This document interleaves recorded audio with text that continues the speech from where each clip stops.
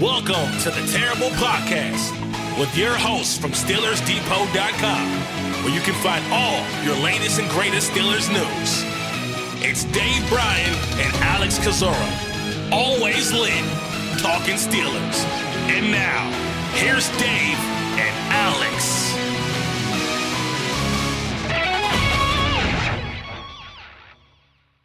Welcome to the Terrible Podcast, Season 17, Episode 4. He's Dave Bryan. I'm Alex Kozora. SteelersDepot.com. Thanks for being back with us this Wednesday, Steelers Nation. Dave, an off day of training camp, 6 days in, plenty more to go, including a night practice this Saturday. So pads have come on for the Monday, Tuesday practices. Really feels like football again. The evaluation period can begin to form in more earnest fashion than it had been during the padless sessions, and plenty to talk about. So Dave, how you doing? All right. Happy Wednesday, Alex. It feels weird to do a morning podcast in the morning. We've been having to do some of these the night before because of the schedule at training camp and all like that. So, yeah, here we are on Wednesday, August the 5th, and let's see, tomorrow night, the preseason slate gets underway with the Arizona Cardinals playing the Carolina Panthers. Kenny Pickett opens up against Carson Beck. Everybody will be tuned in for that one. No, seriously, I will be because I love football. I love I love getting into the preseason games. I'm really looking forward to 1 week from tomorrow, the Steelers starting their preseason. But we got miles to go before we sleep, or miles of sleep to go before we miles, or whatever the Mike No, Tomlin. you had it right the first Okay. time. That's Robert Frost. Yeah, I like trying to mismatch my metaphors and my sayings there sometimes. Yeah, here we are 6 days after training camp has opened, or 6 practices in the book. I think at the start of the show, we'll kind of maybe go over the biggest takeaways. You've got a great article on the site this morning about the draft class and kind of what your initial takeaways are on those 10 players there. We got Aaron Rodgers in the news. Who knew, especially coming out of his ESPN segment with on the Pat McAfee Show, which obviously can be viewed on ESPN, and that's created a lot of waves. And some other things that actual football things that Aaron Rodgers talked about, not only to Pat McAfee Show, but Michael Silver, who's now with the Athletic, who covered Aaron Rodgers back at his time at Cal. That'll give us something to talk about. And then Mike McCarthy kind of responding to one of the things that Aaron Rodgers had to talk about there. So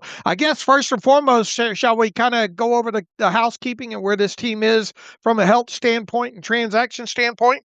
Yeah, let's start there with training camp. We won't spend a ton of time on it, but it is obviously dominating the news cycle for the local media, at least. So from a health standpoint, Pittsburgh, knock on wood, in a pretty good place. Defensive lineman Logan Lee has missed the last 2 practices, Monday, Tuesday, with an unknown injury. Did some light stretching, visibly looks fine, but dealing with something obviously holding him out, maybe oblique or something like that. Deshaun Elliott still working his way back. Sounds like they're going to ramp up his work maybe in the coming days or next week, but he's been practicing every day. Partial participant, still working back from last year's injury.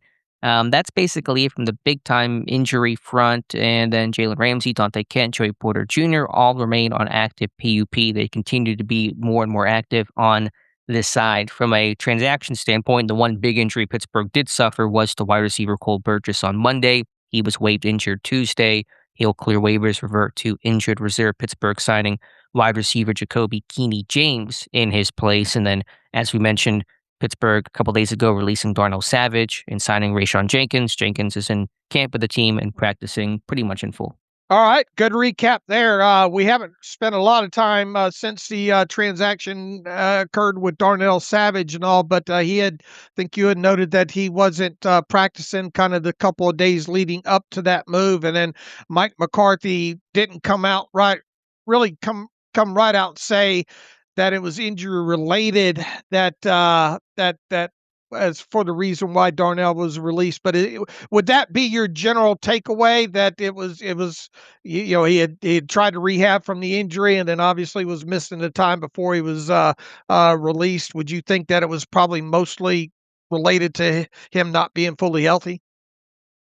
I'm not entirely sure. My sense was that McCarthy's summary was they wanted to give Savage a look. They just didn't like what they saw, and they decided to move on pretty quickly. And so maybe that's because he was still trying to work back from an injury last year and just wasn't fully conditioned or fully ready to participate. I don't think he had like a new injury or something severe. Otherwise, he would have had a designation whenever he was cut, or he would have been, waived injured, not waived injured, maybe just moved to IR. So I just think they didn't like what they saw in practice and decided, let's just move on. All right, I don't think he's yet to sign anywhere else, so it'll be interesting to see if where and if and he surfaces here. So that didn't work out for the Steelers. All right, good recap there. That kind of brings us up to speed on the housekeeping portion of this team on their off day.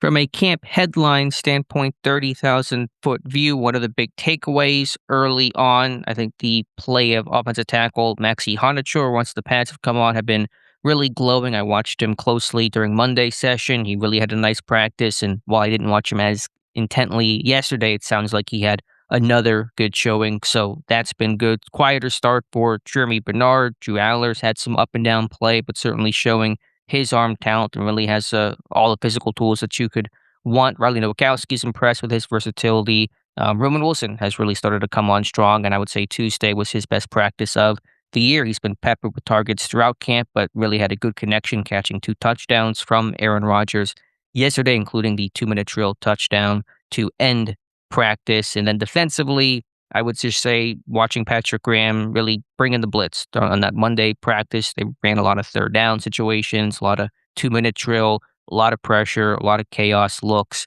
That's probably going to be a hallmark of his defense. Maybe not every single down. I don't know if we would call Blitzburg 3.0 or 2.0, whatever you want to call it. But I think on third down, a lot of blitzing, a lot of man coverage. That's going to be Graham's MO. Let's see here. Is the biggest narrative slash storyline right now coming out of these first 6 days, the how Max Iheanachor looks? I think it's right up there in terms of the big storylines, and obviously your first round pick, all eyes on him. You go into camp wondering, okay, is this guy going to look a little out of place, a little raw, a little unrefined?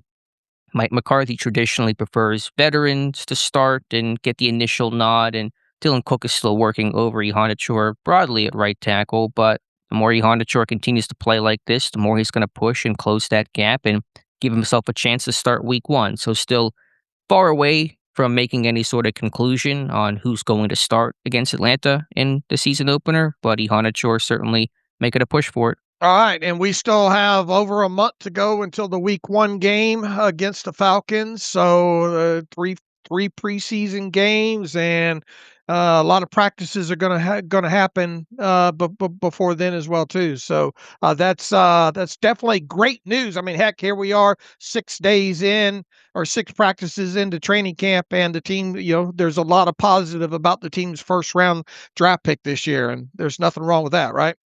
Are you getting a sense that's the biggest story from the Pittsburgh media and Pittsburgh fan side of things, Iheanachor, or is it Roman Wilson, or is it Drew Aller, or is it something else? What do you think has been the biggest story most talked about locally? Not if we're not talking Aaron Rodgers, Right, talk. that's what I'm saying.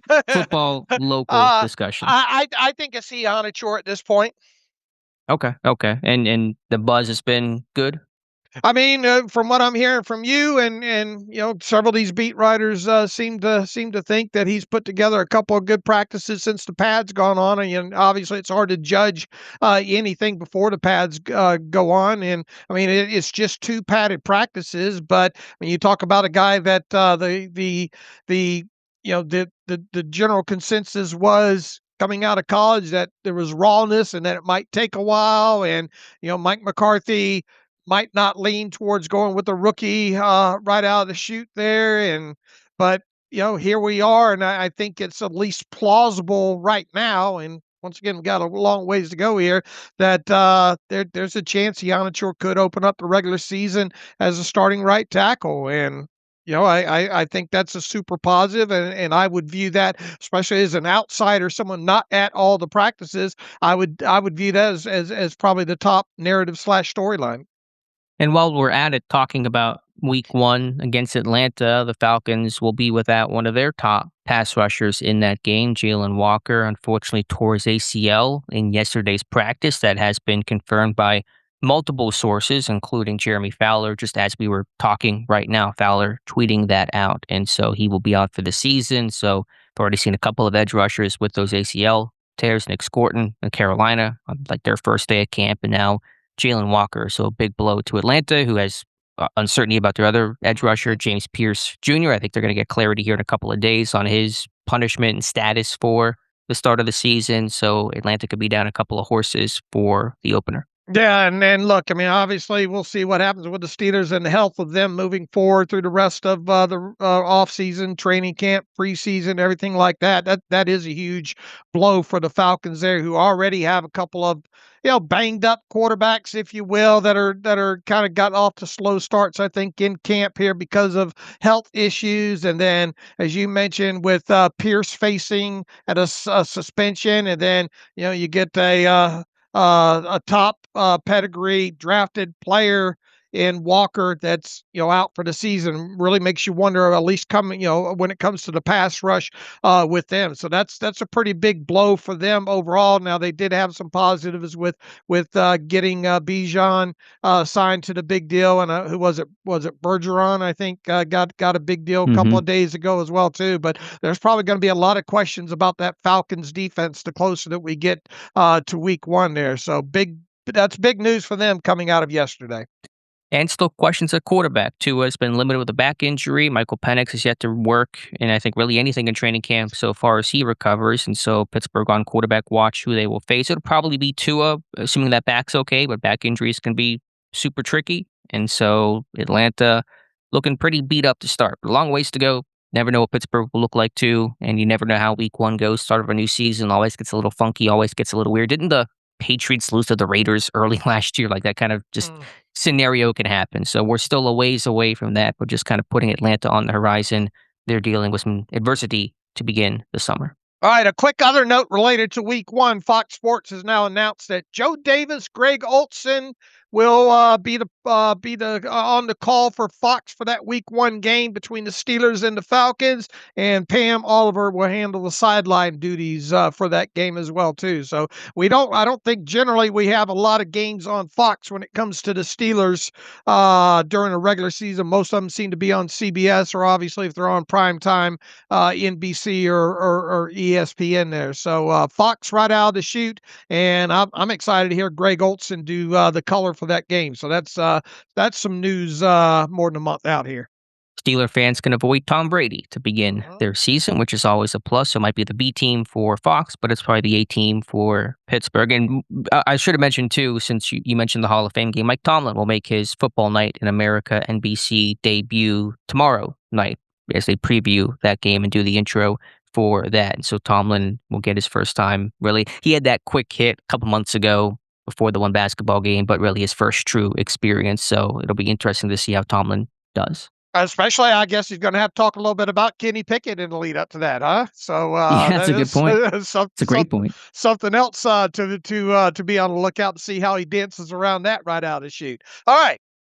All right, Dave. Where to from here? Let's just get the elephant in the room. The Aaron Rodgers comments, as you referenced, Rodgers on the McAfee Show. Whenever they came to camp on Monday, and Rodgers apparently had told McAfee before the interview he was not going to hold back, and he was true to his word. He talked very openly about some very polarizing third rail issues. We're not ones to really delve into it too much. We try to keep that away from social stuff and political stuff. Just not that we're not uninterested in it. It's just we try to be a very football show through and through. But obviously, everyone knows the story. Rodgers going after Dr. Fauci and COVID era restrictions and relitigating all of that, and taking aim at ESPN for not covering the Mike Rabel, Diana Rossini scandal. So regardless of where you come in on, is he right? Is he wrong? Is he somewhere in between? It's a big national story. I feel like, though, it's a much bigger national story than it is locally. It's not really getting a lot of play that I can tell locally, and it seems like this is a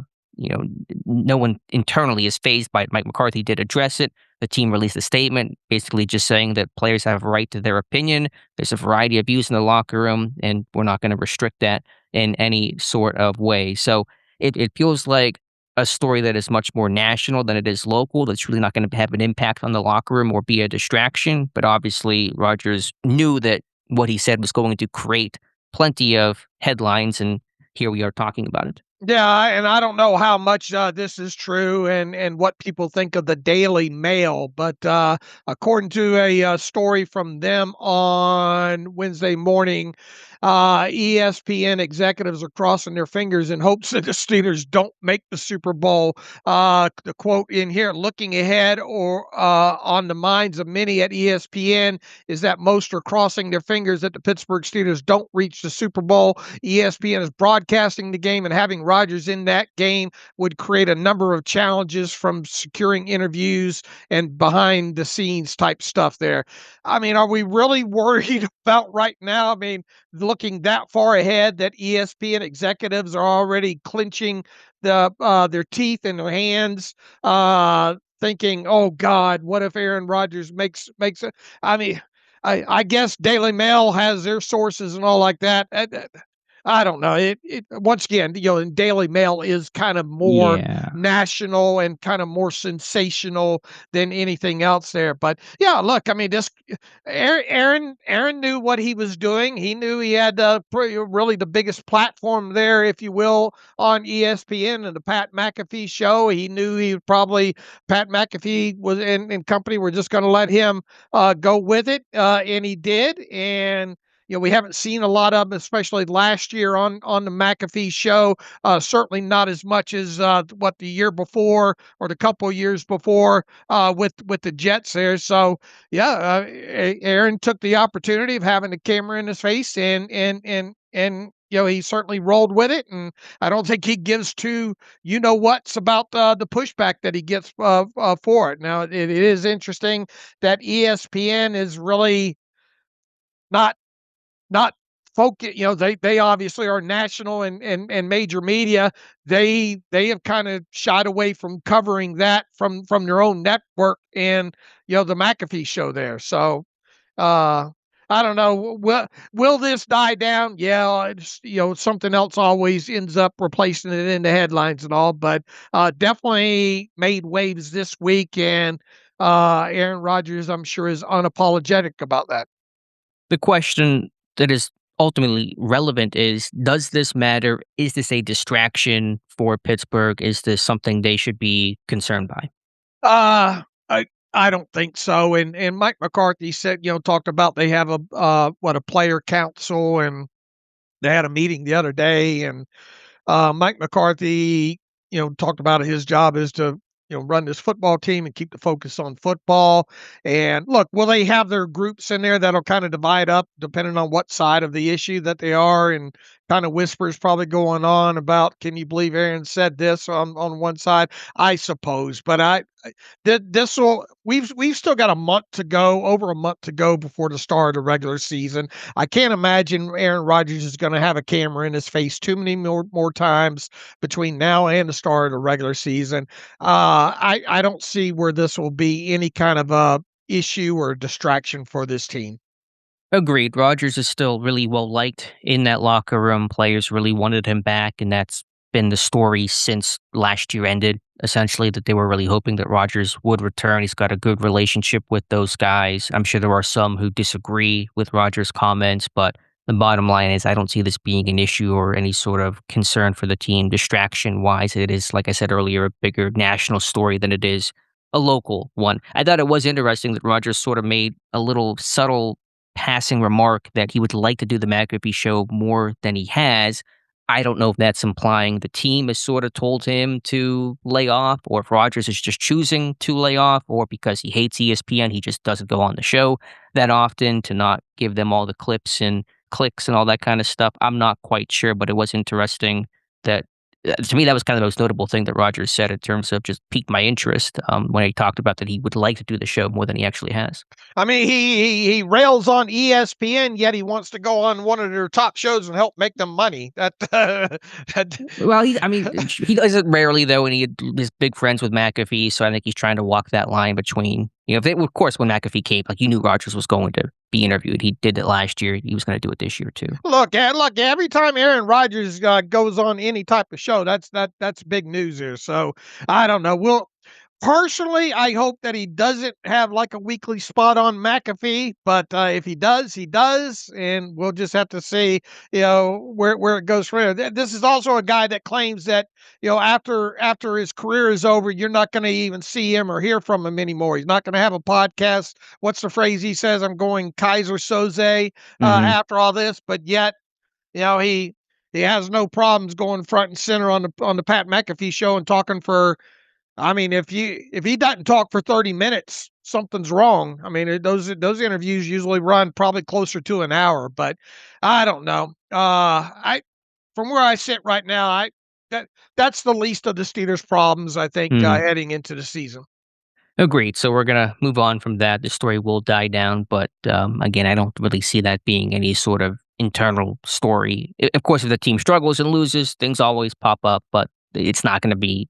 It's not going to be really impactful, obviously, towards Pittsburgh's success or failure in 2026. A more relevant football Rodgers discussion is about how much he'll play this preseason, Dave. And as you referenced, Mike Silver talking to Aaron Rodgers earlier this week, and Rodgers was saying that Mike McCarthy expected Rodgers to play in the preseason, upwards of, what did he say, 30, 40, 50 snaps, give or take. And McCarthy addressed that and said that he has not made any determination on Rodgers' playing time this preseason. It would depend on where the team is at. And so, not quite sure what to believe and what the expectation or plan is for Rodgers. But what are your thoughts? Should Rodgers play in the preseason? Big Ben on his podcast said that it should be a no-go, that Rodgers should sit out, doesn't need the reps, give those reps to the young guys. Where do you come in, Dave? All right. First and foremost, that kind of came out of nowhere, and Michael Silver was at camp there. I guess over the weekend and all, and obviously spent a lot of time with Aaron Rodgers there. I'm trying to find the exact quote from Mike McCarthy as far as the answer to that. Let's see if I can find it real quick. Do you have that quote up on I on? do not. All right. Well, I'm going to have to find it here overall here, but in so many words, like you said, he said, I want Aaron to play. Aaron wants to play, and we're going to make those decisions the closer that we get to the start of the preseason. And health, obviously, will I assume of the offensive line will play a big determinant factor in that. And the number of, I think, 30 to 40 snaps was thrown out there for the preseason in total. We've talked about snaps and try to predicting snap totals specifically with the quarterbacks over the years and all. And I think when you look at this team having 3 preseason games this year, I think roughly we can expect around 200 offensive snaps. No, it's not just like you push the button and it comes out. You get exactly 200 snaps or more than that or less than that. Obviously, it goes with flows of the games and all. So you better have kind of a real distinct plan, but yet be loose on your feet to when it comes to adjusting that. And let's assume that this team has 200 offensive snaps in the 3 preseason games, and let's go ahead and give Aaron Rodgers the low side of that being 30. I mean, that leaves you 170 snaps remaining for the remaining 3 quarterbacks. If you get Mason Rudolph in there for, let's say, 30, and you would think if Aaron Rodgers is indeed going to be your backup quarterback, or you'd like to think that he's going to be your backup quarterback for 2026, is 30 snaps in a new offensive system enough during the preseason? Does he get enough work during training camp for that to be enough? But let's go ahead and give Mason Rudolph 30 on top of it there. So that's 60 snaps spoken for out of 200. Now that does leave 140 remaining. And if you wanted to split the difference 70 and 70 for Will Howard and Drew Aller, I suppose that the selfish part of me says, no, that's not enough. I want more. But I think, the fact that you probably are thinking and not hoping that you have to play Drew Aller much in, if any, during the 2026 season. Could you get by with 70 snaps enough for him? Now, the fact with Will Howard is if you're going to give Will Howard, a fair enough shot to maybe compete against Mason Rudolph, is 70 snaps enough in that category? I guess. Now, once again, if it was up to me, Alex, it would be 30 snaps for Mason Rudolph and then split the rest between Will Howard and Drew Aller. But I have to leave my own wants out of this.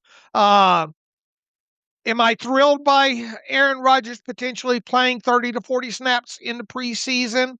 No, but as we've talked about over the years, going back when Ben Roethlisberger was a quarterback, there is no right answer here. It's a damned if you do, damned if you don't situation. Obviously, if your quarterback gets hurt in any playing time that he might receive, it's easy to go back and look at that. If your quarterback doesn't play any during the preseason and this team comes out in the first 2 or 3 weeks and they look rusty as hell, then the talk will be, see, they should have played Aaron Rodgers 30 to 40 snaps during the preseason. So it's really a no-win situation when it comes to this.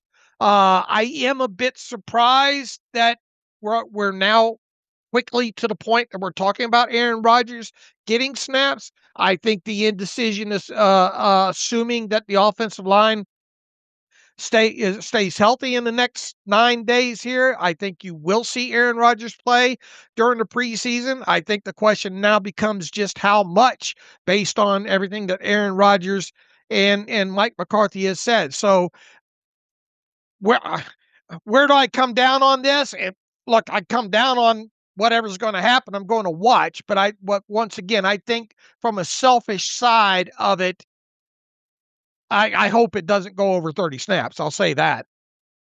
What is the value in playing Rodgers at all in the preseason? What benefit does he and the team get from that? I guess just to get a little bit more fluidity in there and get people bouncing around and get a little bit more use. But I mean, once again, we've got an all. Yeah, it's Mike McCarthy coming in, new offense, new head coach, and all like that. But Rodgers and McCarthy obviously have spent time together, and for the most part, for the unit that's likely to be out there, a lot of these guys already played together last year. Right. Michael Pittman's a new, obviously, but I mean, he's a veteran. Rico Dowdle on the offensive side of football is new, but he's been around in McCarthy's offense. I mean, outside of that, and potentially a rookie getting snaps with the first team and Max Iheanachor, does that unit really need 30 snaps together to Right. get to know each other? So I That's don't. my point. Yeah, I don't know where the benefit. Now, if you had 6 different new pieces in there, 2 on the offensive line and 2 skill positions, then yeah, I would maybe see some value in it. But I mean, if you're going to go out there and you're just going to have Aaron Rodgers hand off 10 or I don't know, 30%, 40% of the time, and you just want them to get banged around a little bit. I don't know. I don't see the value in it, especially when you have the players that you think that you're going to have out there from a familiarity standpoint, if that makes sense.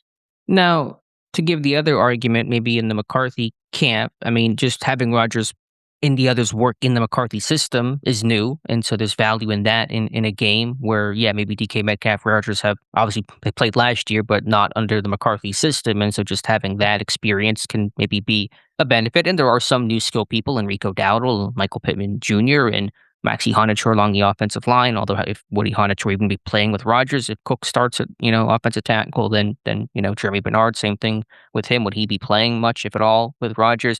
I just don't see the value in it overall, Dave. I really don't Right. see any reason to play Rodgers.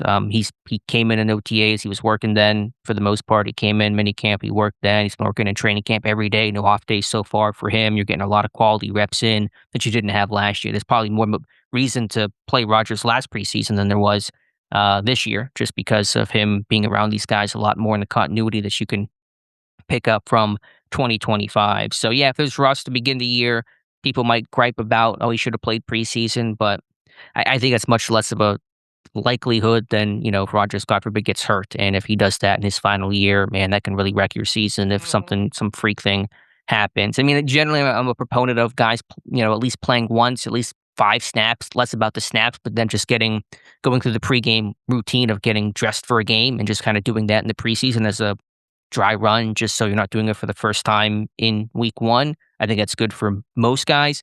But Aaron Rodgers is in year, 22, played 264 career NFL games. He knows the routine as well as anybody. So I would not play Rodgers a single snap. Is it a crime if he plays? Well, if he gets hurt, it will feel that way. But I mean, I can understand McCarthy's perspective. And to be fair, McCarthy's not confirming that Rodgers will play. He's left it open. And maybe he was just saying that, if the team doesn't look good in practice, I want you to play in a game so we can kind of get some good quality reps in. Maybe that was just the conversation, more of a, not you're going to play, but are you open to playing if we decide that playing is going to be the right thing to do? I'm not quite sure. We shall see starting in just over a week, August 13th, the preseason opener against Green Bay. So my stance is he should not play a single snap. We'll see what happens.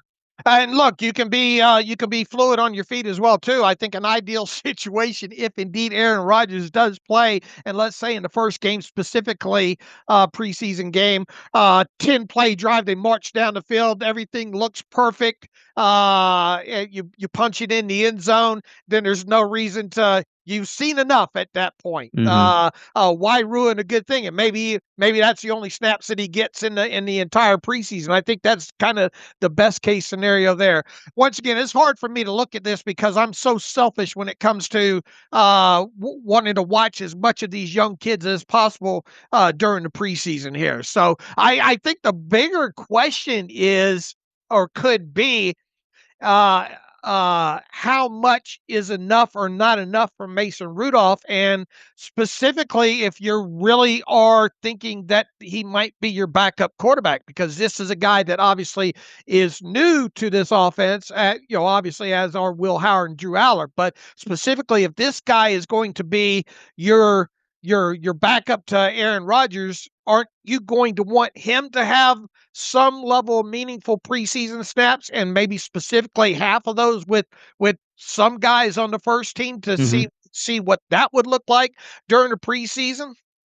Agreed. I think that's a good point. And that's where I would play Rudolph 30, 40 snaps that might be going to Rodgers instead, and start the opener and maybe start even the second game potentially, but at least start against Green Bay and get 30, 40 snaps across the preseason just to get some good quality work in. But this is the time to learn about your young quarterbacks. Ideally, Will Howard, Drew Aller, they don't play a single snap in the regular season, where Aaron Rodgers is healthy wire to wire, and maybe aside from a couple of kneel downs and Pittsburgh winning games big late, where Howard might come in just to take a kneel down. You don't want those guys having to do much of anything. Otherwise, that probably means Rodgers got hurt or something really bad has taken place. And so this is the time to learn about those guys. You want to put those guys in a lot of situations, different environments, whether you're talking late in the half or red zone or third down or just any sort of situation that can come up in game. So those guys have the reps. Howard, Aller, of course, have never taken a snap inside an NFL stadium before since entering the league. And so you want to maximize that chance. Aller has gotten a good amount of work in practice, and so he's the number 4 quarterback, but it's not like he's sitting there, Chris Oladokun, getting 0 reps where he's not ready to play a game, and it's unfair to him. He's got enough reps where I think he can run the offense for a quarter plus. And so I'm all for Howard, Aller getting as much time as possible. So my roadmap would be roughly, Rudolph getting 30, 40 snaps in the preseason. And as you said, Howard getting a ton and Aller getting a good bit as well. That'd be my plan. Look, if it was up to me, and the NFLPA certainly wouldn't want me representing them in this situation, these teams would have 4 preseason games each, and They'd have so 8 if it was Dave. boy, remember the old days where you had even more. Mhm. You had more than 4 there. But if it was up to me, they'd play 4 preseason games, and the back half of the roster would play a ton of snaps. But yeah, look, I'm a little bit selfish here. I'm not at training camp. You are. You get to see the young quarterbacks more than I do during the summer there, and I really look forward to. I felt really, really cheated last year and missing and not getting to see Will Howard play any during the preseason. I want to see these young quarterbacks take a lot of snaps during the preseason because, quite honestly, you might not see him again until next preseason, or I might not see him again until next preseason there. So that's where I weigh in on that. Look, I went from in a short period of time. I went from man, we're not going to see Aaron Rodgers much, if any, during the preseason, to thinking, oh man, he might play 30 or 40 snaps now, and that happened in him. That shifted from from Monday on. Right, but let's see what actually happens before we talk too much about what Rodgers said. All that matters is what happens in these 3 games, and McCarthy is not confirming that Rodgers will definitely play X amount of snaps, and every coach, I think, has, as you said, a plan, but light on their feet, to take back the Tomlin phrase, and if the offense looks good in practice. But I think the fact that Pittsburgh does not have a joint scrimmage is opening the door for Rodgers to play. I think McCarthy, for whatever reason, Pittsburgh did not have a joint scrimmage this year, one of 4 teams who did not across the NFL. And had they had that, I think that would have been kind of that warm up for Rodgers, which would have been better because you can't hit the quarterback in those joint practices. At least you're not supposed to. And so that would have protected Rodgers much more. So McCarthy's calculation may be that there is no joint scrimmage, and he wants to utilize the preseason as some sort of live action for Rodgers. All right, I found a quote from McCarthy from a couple of days ago. He's asked about Aaron, said you guys talked and you want him to play the 2 preseason games at home. How did you decide that? How much do you really want to see him? I think I missed the part. Did Aaron say games at home or in the pre? I mean, do they have 2 preseason games at home? Are 2 of them on the road, or how many? No, How I think many? I don't know. I I have to thought there look. was 1 at home, wasn't there? I'm getting into semantics here. Anyway, No, there's 2 at home. Packers and o- Jets are okay, home. I thought there were 2 away. All right.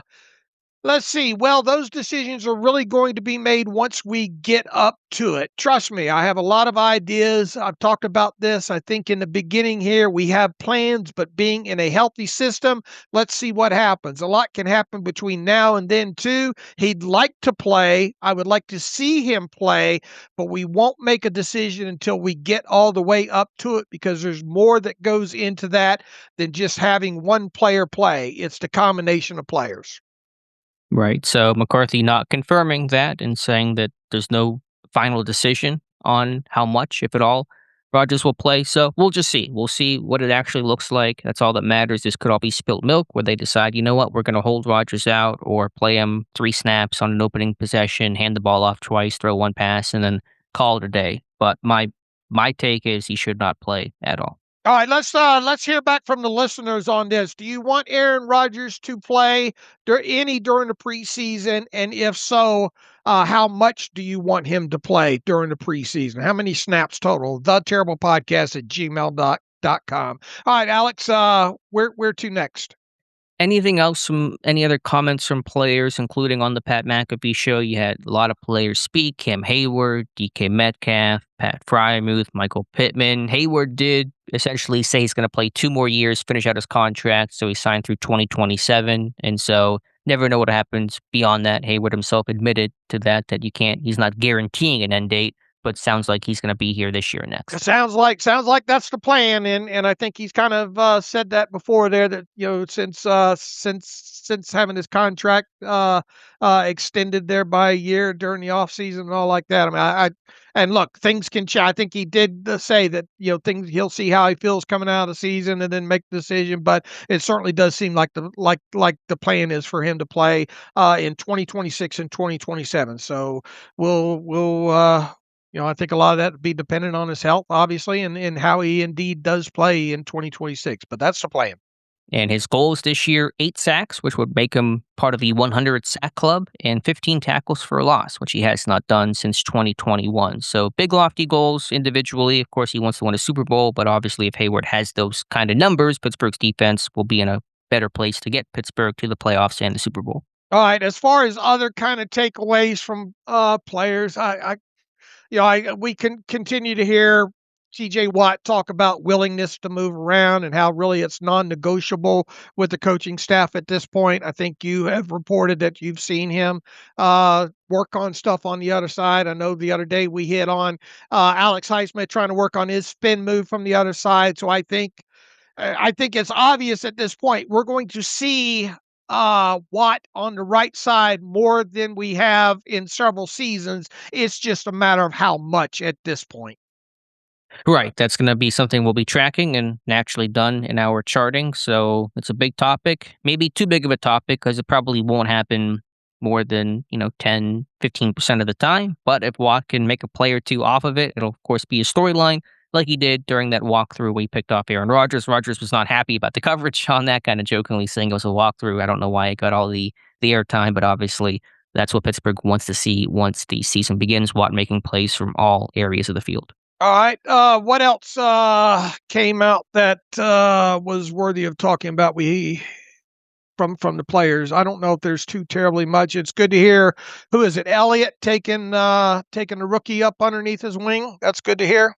Yeah, that's Robert Spears-Jennings. Elliott's been mentoring him, and Spears-Jennings, no one has benefited, and not that he's rooting for injuries and guys missing some time, but nobody has benefited more from all of that than Robert Spears-Jennings. He's been working first team free safety for the bulk of team periods while Ramsey's on PUP and Elliott's a partial participant and Darnell Savage getting the heave-ho early on in training camp. And so, the quality of the work is harder to read. I think he wants to hit. He's physical. He's going to come down and pop guys, I think, in the preseason, but just getting a lot of quality reps is really good for him.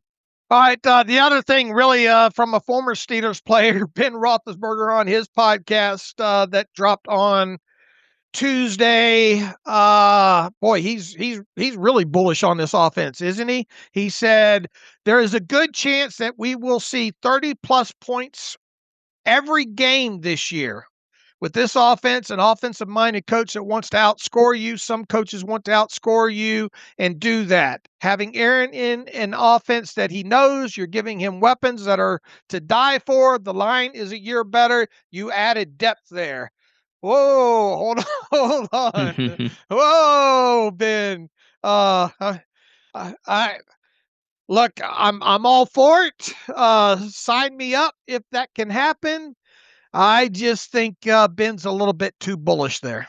I think our Joe Clark researched that no team in NFL history has scored 30 points in every single one of their games. Don't expect Pittsburgh to do that 17 straight. They did so 3 times last year, Dave. Had 34 against the Jets and Bengals and 31 in their shootout loss to the Bengals. How many times do you think or expect or is realistic to say they'll score 30 plus this year? I'm gonna be safe here and go on the safe side and say 3. The same as last year, then. Mm-hmm. Any reason for why that number hasn't picked up in your mind? I mean, now if this is offense only, I mean, how many times? Well, just say team. Just say team. As a team, even including the special teams. I mean, I just think by the fact, several reasons that Ben mentions there. I think with McCarthy and Aaron's second year and having a couple more weapons and all, I think they can equal last year's number of 30. But why can't they surpass it if there are better weapons? I don't think they're going to be able to push the football down the field enough. I just don't. I'll say 5. They are facing some tough defenses this year. They're facing Denver. They're facing Houston. Baltimore. The Bengals have retooled. I mean, they scored 2 of their 3 came against the Bengals last year, and that defense, I think, will be better this year. It's hard to be worse than what the Bengals were at certain points last year. But I'll say 5, just where McCarthy comes from, the offensive mindset. Will there be some clunkers? There probably will be, but I won't say 17 like Ben, but I'll say 5. When was the last time that this offense scored 30 or more points in a game 5 or more times a season? Maybe 2020. I can try to check here. It might be It'll take me a second to try All to right. go through each year. What I'm guessing 2020, but I'm looking through the last couple of All years. It right. hasn't happened even close to the last several seasons, once or Uh, twice. I'll filibuster for you here. Joe said scoring. Joe wrote here scoring over 30 points per game would put the Steelers in elite company. Only the Los Angeles Rams averaged over 30 points per game last season, and they barely did it. So at 30.5 points per game. They also scored over 30 points in 10 of their 17 games. Let's I have some see. answers if All you right. stop. Thank you for the filibuster. It was not 2020. They did so 4 times. It was 2018 where they did so 6 times, 30 plus. All right. So 7 seasons ago. And 8 seasons. 8 Oh, well, seasons. 7, 8. Yeah, I guess 7, not including 26. And who were your offensive weapons and all at that time? That was the Antonio. last of the Killer Bees, yeah. Yeah, Well, I Killer guess there was no Bees. Bell that year. Yeah. Look, sign me up for as many as you can get. Obviously, I think 3. Put me down for 3. 3. I'm sticking with Okay. 3. All right, fair enough. Anything else? I know Hayward's still been a little maybe questioning the no tackling thing. Practice certainly has not felt as physical, as intense, so it's a different change. I don't know how it compares to the rest of the NFL. It's probably more similar baseline to the league. Is that better or worse?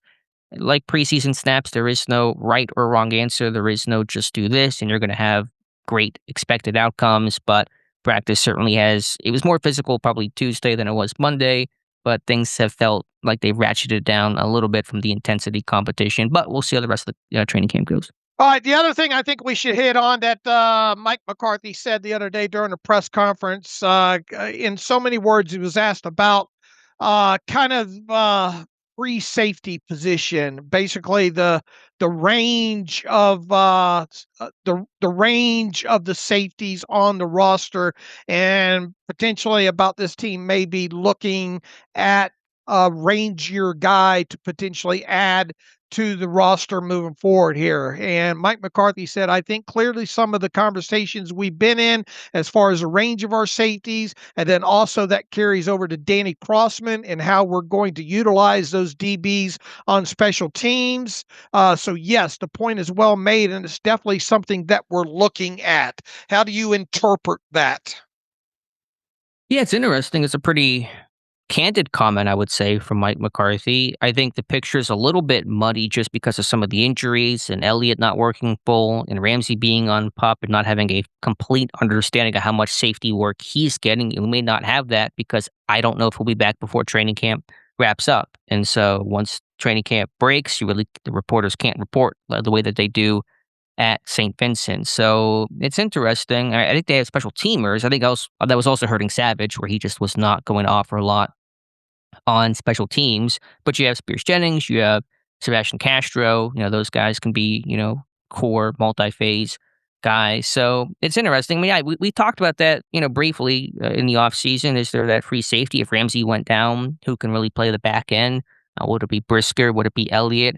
Would more two high shells mitigate the need for a true post single high safety? So yeah, it's a fair thought, and the injuries at safety is impacting things, I'm sure, in the evaluation and reps portion of it all.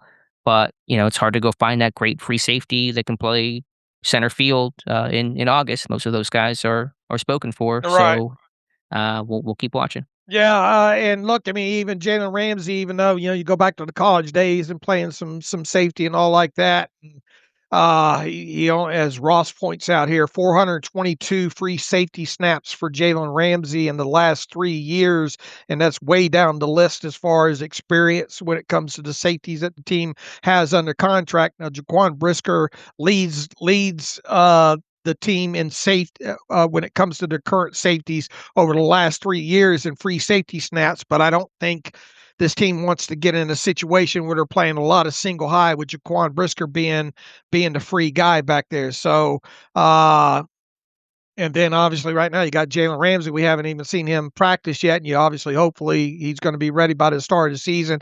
I think generally when you talk about this topic, the fact that the consensus has seemed to be that we're going to see a lot of too high looks this year, but there are going to be situations where you're going to have to try to rotate guys and not tip your hand, all the time. You're going to need someone that can potentially cover some ground on that back end there. But on the flip side, you can't push the Madden button right now and go out there and get you a rangy, experienced, more free safety type, and especially one that could, if he's going to be a backup, contribute on special teams. It seems like they are going to keep their eyes peeled. So I don't know. Maybe maybe they're going to watch during the preseason here and see somebody that might be kind of on the bubble, if you will, and potentially trade for one of those guys. But it does feel like if they go after that type of guy, that's where the comment of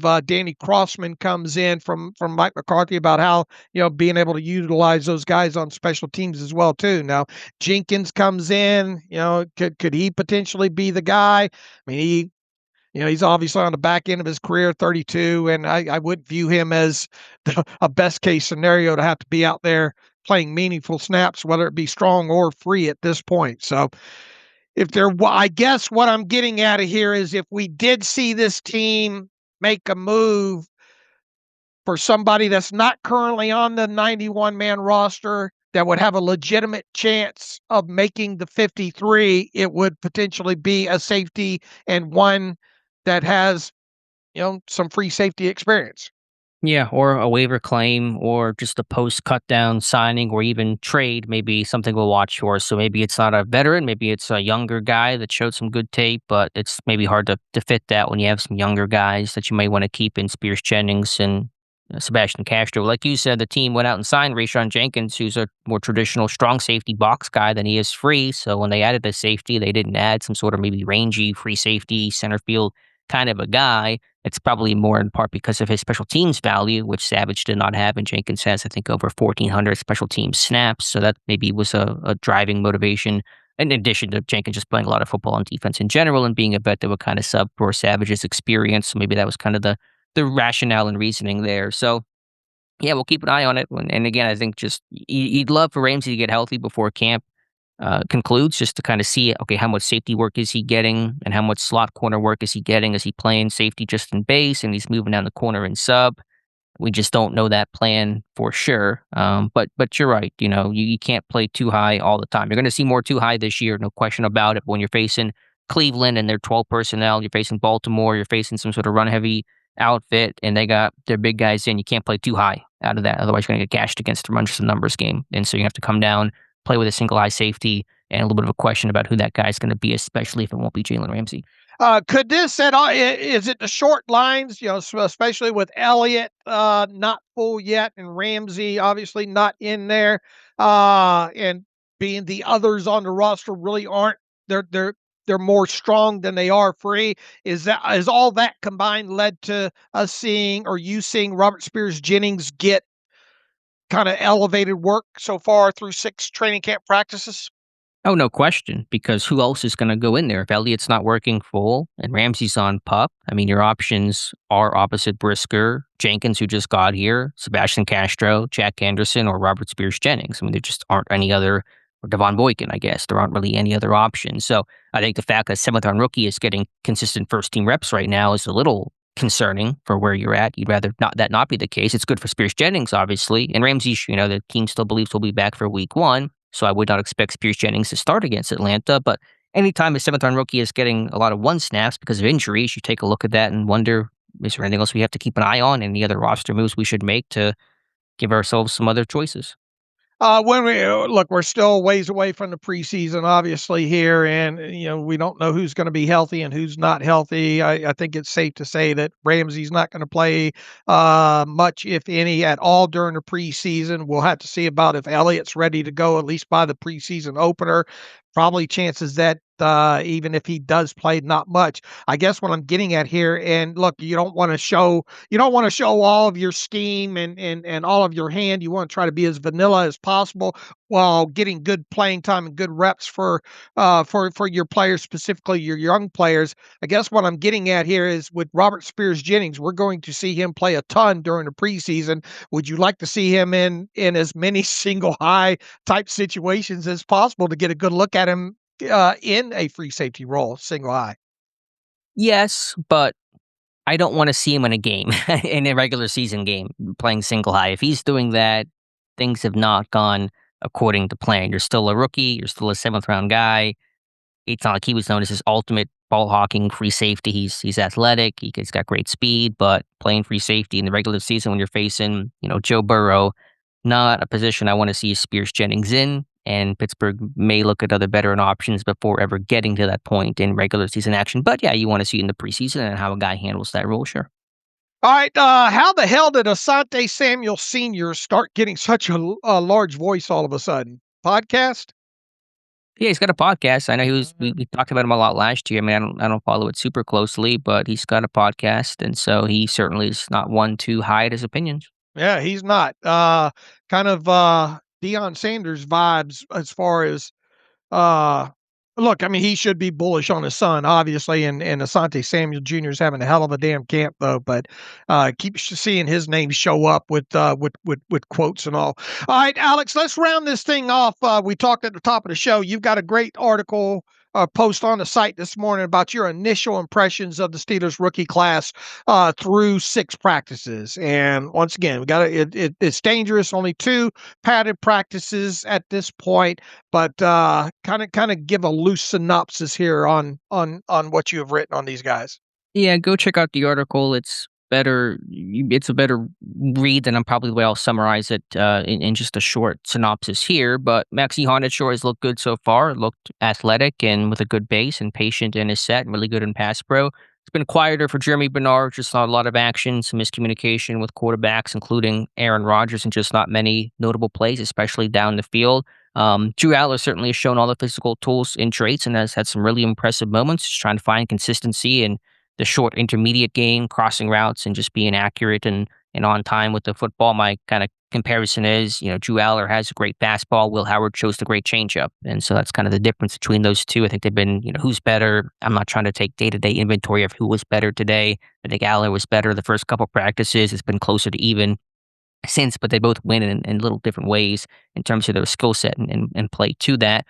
Dalen Everett's taken some lumps. He's been competitive. He's been aggressive on the football, but been beat up on some of those vertical throws and a couple of penalties too, but get some good reps in there against guys like DK Metcalf. That'll probably make him a better player and been versatile playing left and right cornerback. Jennings Dunker, probably I have the most incomplete evaluation on him. Watched him a good bit on Tuesday. He's showing some strength inside, but running 13 guard, and I would just say he's not part of the battle for the starting job week 1 between Spencer Anderson, who's the leader, and Brock Hoffman, the challenger. Dunker's just focusing on just kind of getting settled in and getting acclimated to playing guard after playing mostly tackle at Iowa. Caden Weegan is a tough eval in this situation. He's been working in kick and punt return lines. Not much of an offensive role. Looks even smaller on the field than his listing would indicate, but really you can't judge his return ability in an environment like practice, so we'll see what it looks like in game. He'll get plenty of opportunities. Been really impressed by Riley Nowakowski, his hands, his versatility, playing tight end, playing fullback, a really good fit in this West Coast kind of old school roots offense. I think he's nearing lock status for this team. Not quite there, but nearing it. And then Gabriel Rubio playing nose tackle over defensive end. He's big. He's got powerful hands, but still want to see more from him, but should get a lot of burn in the preseason. Spears Jennings, we mentioned getting all those quality snaps with the ones. I think he wants to hit and be aggressive, but it can be a little tough to judge safeties in practice. And then Iheanachor, he's kind of working back of the pack. He's playing, he's playing running back. He's playing up back on punt team. It's just a lot of guys he's competing with, one of those being Travis Homer for playing time and a chance on the 53. So my summary on Iheanachor was he's not done much wrong, but it's limited opportunities. It has plenty of plates to spin to make the 53. So an uphill battle for Eli Iheanachor. All right, and you wrote about the remaining undrafted free agents as well too that are still on the roster. Yeah, just quick notes. Devon Boykins played some safety, played some nickel corner. Jobby has a little bit of a juice to his game, but just the reps are hard to find. Rubio's definitely out-snapping him. Don't have much on Lake McCree, just not much activity for him. And the kicker, Laith Marjan, has been more ball boy than kicker. I do want to note, too, that when McCarthy spoke the other day, I forget if that was Tuesday or Monday, he did say, that was interesting, when it comes to running backs, the first question he asked is, can he be a 4-down player? And, Caleb Johnson's been getting some more special teams work in that effort. On the punt team, was even back in the kick return lines. which I know will give some fans PTSD for that Seattle gaffe last year, but the team is going to keep that door open. New coaching staff, clean slate for Johnson in the kick return game. Travis Homer, of course, a really quality special teamer. That would help him. The question with Homer is not can he play on fourth down? He certainly can, but can he play on first down? Can he be an actual running back and an asset if Jalen Warren or Rico Dowdle went down? So I thought that was interesting. McCarthy's first thought with running back is, can you be a special teamer and play in all situations? I tell you, yesterday, one clip, I think it's Bo Marchant put out there, and it was just an on-air clip of Nowakowski catching a ball up over the top from a quarterback. The thing that really stuck out, and maybe I'm just jonesing for football, I don't know, but man, it one fluid motion, man, he had that thing tucked in his outside arm. Did you notice that? Yeah, I watched that clip, and it was almost like a glitch where it just I was in his know. hand and then right in his arm. So talk about quick to the tuck is the phrase that they use in terms of securing the ball and getting upfield. So yeah, it's just one rep on air, no defense. But yeah, this guy can catch. I mean, this guy I think is a really interesting chess piece for the offense. I mean, that's a notable observation on my part, right? Or is Sure. more so than just jonesing for football. I was like, did I see that right? I mean, it looked like there's like 2 frames missing from the Right. clip. Right. It's like an Aaron Rodgers release where the ball's in Right. his hand and then it's gone. You're like, what happened in between? Or and this is going to sound too sensational, but I remember Ozzie Smith, the shortstop, like he could, or was it him, or I think it was him and who was it, Omar Vizquel, where they could transfer the ball from their glove to their hand, and it looked like nothing even happened. It just was instantaneous, like that kind of thing. But Nowakowski's not going to catch a ton of passes, but he has good hands. He can wear a lot of hats for this team, and I expect to make this team and play 10, 15 snaps a game. All right. It certainly wasn't a Nick Gonzalez transfer, was it? Yeah. Hey. Also, Pirates released Marcell Ozuna. I don't know if you saw that or not. Oh, Ozuna officially gone. Our long national I haven't nightmare is seen it. over. I haven't seen it. Oh, Yep, he's gone. Okay. that might be the biggest news of the podcast today Settled. here. Let's see. Well, one other thing.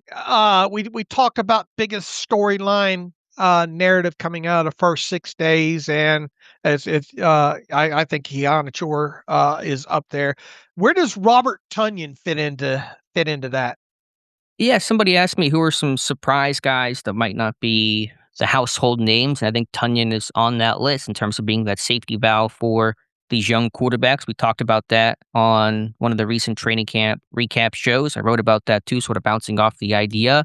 I think Nowakowski's got a really good chance to make this roster. Tunyon does too, probably not as good as Nowakowski, but there's certainly some value in, I think, keeping both those guys if you can make the roster math work. All right, another story we're talking about coming out of first 6 practices has to be Asante Samuel Jr., right? Yeah, he really was the star in the padless sessions, those first 4 practices, making plays in the football in an environment that's certainly tailored to the offense, and so taking full advantage of his reps while Joey Porter Jr. remains on active PUP. All right, then Roman Wilson, and specifically the day that he had on Tuesday, is another notable development, I would think, Yep. right? No question. He's certainly looking more comfortable and confident and running ahead of Jeremy Bernard. I mean, him and Bernard have rotated a little bit as the number 3 receiver, but overall, Wilson has gotten more snaps with the ones and certainly made more plays. All right, it's fun to do a podcast during training camp where we're just not totally recapping training camp practices. So that felt good. Shall we get to a few emails here before we close things out? Yeah, let's do that. Let's get to some emails and close out today's show. All right, Dean DeValia is in here. It says, thank you for the legendary read. Hi guys, just want to shout out a quick thank you to Dave, although I seem to remember at the time Dave mentioning wife Tiff would actually be doing the packaging and mailing. So I guess double thank you is in order for sending me a copy of Dick LeBeau's book, Legendary, a gift for my comments on this year's draft coverage. I'm really looking forward to digging in and starting to read this one. Wanted to shout out Alex as well. His draft coverage is the best in the business, and the detailed, down-to-earth approach he brings to each and every camp episode makes us feel like we're right there on the grass at Latrobe, soaking in every minute of training camp. Great stuff, gentlemen. Kudos and thanks for everything you do. Thank you for that, Dean. Appreciate that. Thank you, Dean. Let's see here. Dustin Rush writes in, and this is on Kevin Colbert. Hey, Dave and Alex, hope you guys are well. Not that anyone asked, but my question for Kevin Colbert would be, was drafting Lamar Jackson on the table, or was Terrell Edmonds going to be the pick regardless? Of course, there's no guarantee Lamar would have developed into a two-time MVP, but it's not like Edmonds was worth the pick in the first place. So that's Dustin throwing in a question for Kevin Colbert, should we ever get a chance to talk to him there. Thank you for that email. Garrett Humbertson writes in, Pittman Rodgers connection. It sounds like Rodgers to Roman connection is heating up, but I haven't heard much about Michael Pittman Jr. during training camp. Can you share some observations on Pittman, especially when he's being targeted in team drills? Okay, Alex. It's been pretty quiet too, similar to Jeremy Bernard. I don't think Pittman has done a lot wrong. Sometimes they've not been on the same page. There was one rep yesterday, a more downfield throw where Rodgers threw it outside to the end zone and Pittman broke his route off in on like a 15, 20-yard dig or post, and there was miscommunication there, which has been a little too frequent with quarterback receiver throughout training camp. There's been some short stuff and a couple of catches from Pittman, but yeah, it's been a lot of what Pittman did with the Colts. A lot of the shorter stuff, 5-10 yards, where he's made a couple of receptions, making some tough contested catches. But it's been relatively quiet so far between those two guys. All right, 3 good questions there. We appreciate it, Dean, Dustin, and Garrett. Alex will be back out at St. Vincent College in Latrobe on Thursday. Alex and I will recap what he observed in the special edition podcast that'll hopefully be recorded, I don't know, about 5 o'clock Eastern or so. And then we'll get that up right away as well. We're going to try to keep people entertained with some content on the site with the Steelers being off on Wednesday. Got a great 3 practices ahead, Thursday, Friday, and then Saturday. Saturday night being that practice there, and we'll go from there. So Alex and I will reconvene probably, I don't know what, late Thursday to do we're definitely going to do the special edition podcast on Thursday, but I guess we'll turn around and talk about whatever is relevant for maybe a short Friday morning podcast to go up on the site there. So busy. Rest up, Alex, and let's see. In the meantime, you can follow me on Twitter at Steelers Depot. Follow Alex at Alex_Kozora. Follow the show at Terrible Podcast. Email the show, theterriblepodcast@gmail.com. If you like what we do and want to donate, SteelersDepot.com. Hit the donate button. Also, if you like an ad-free version of the site, SteelersDepot.com. Hit the ad-free button and follow the directions that way. Also, I'd like to hear back from people on their thoughts on snaps, if any, for Aaron Rodgers during the preseason, even if you care about that and what those should look like. Maybe we'll get some few good emails on that. So until Thursday, as always, thanks for listening to the Terrible Podcast with Dave and Alex.